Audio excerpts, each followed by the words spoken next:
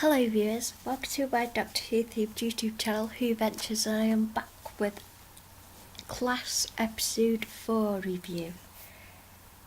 So, after my short break for food, I started watching Class Episode 4 and I felt bored. I didn't feel excited to watch it. I just felt, another episode to watch, how boring.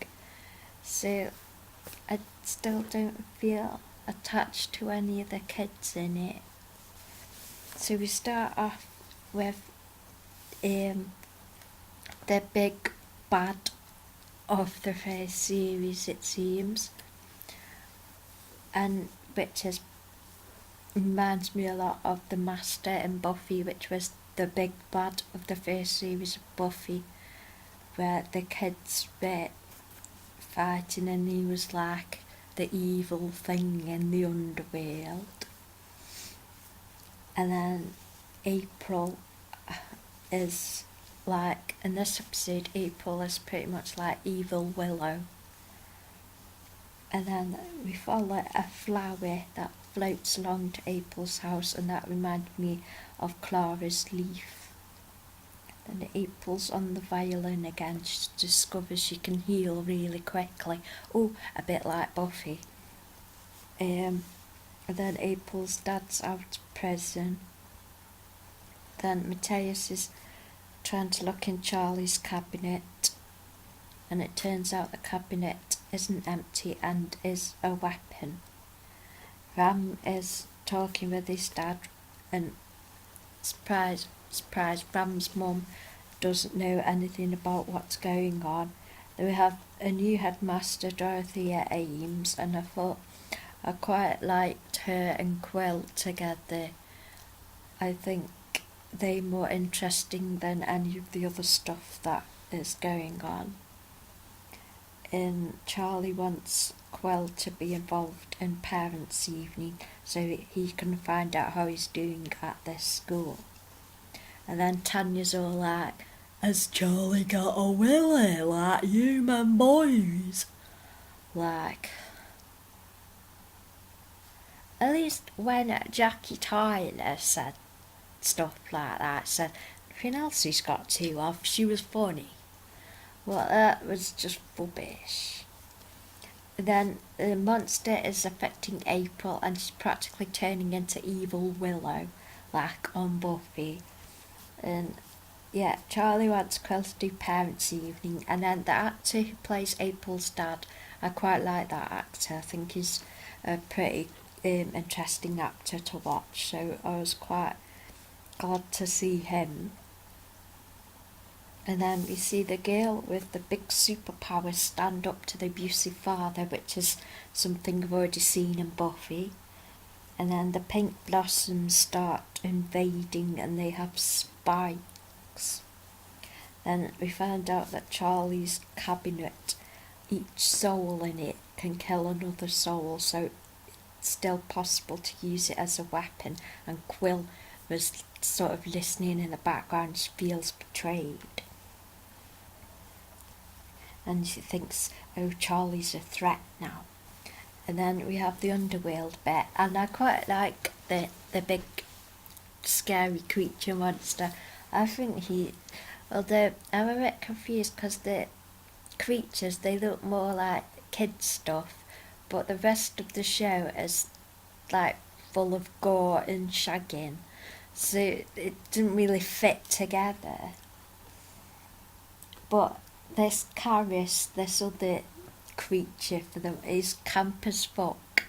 But unfortunately, I think he's been killed now, which I wanted to see the big creatures love in their love story. I find that more interesting than Charlie and Matthias or any of the other relationships. Them two creatures really together, I thought they was cute.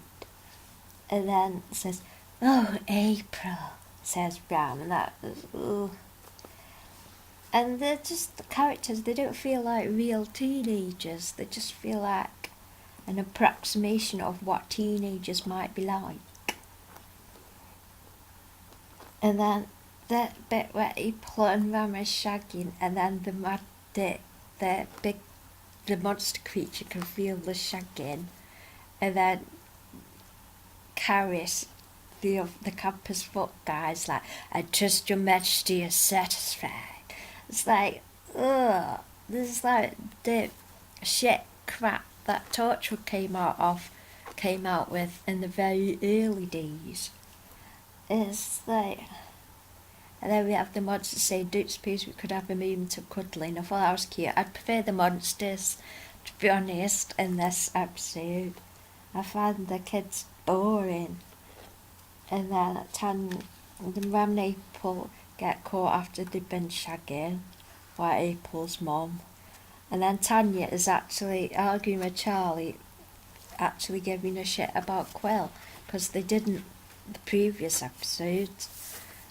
And then this headmistress, we see a file and it's got all the information about Charlie and Quill being aliens. So the headmistress is obviously some sort of alien too. And then I noted that the cast they just aren't convincing teenagers. And then these blossoms, they're multiplying and they ate a squirrel. And then Quill is called Andrea Quill in this human disguise. Matthias is supposed to be 17, he doesn't look 17. But then teenage boys look older than their age sometimes. So Charlie wants to save his people, but he's got the moral dilemma. And then the flowers, the blossoms multiply. King of Shadowken and the Caris monster guy, they seem to be gay lovers, but then he kills Caris, and it's really sad. And the monster's taking over April. She's trying to attack her dad, and then she pulls some power out of the mother who's paralysed, but then she's not paralysed, and that reminds me again of Evil Willow. And then Ram is sort of being the Sander to April. So, and then, "What did you do, April? What are you doing?" And that's exactly what they said to Willow. And then April goes into the crack to fight the Shadowken, and Ram Sander follows. My rating is 1 out of 5. So, yeah, I thought that episode was pretty standard, pretty boring, nothing particularly new. But I would say characters that I find the most interesting are the new headmaster, Quill, and the two monsters having a love affair. I think that's more interesting than any of the rest of it, or any of the teenagers. So I give it a 1 out of 5. So I hope you have enjoyed this review, and we'll gather together for episode 5. So hope you have enjoyed this video, and thank you for watching. Yay!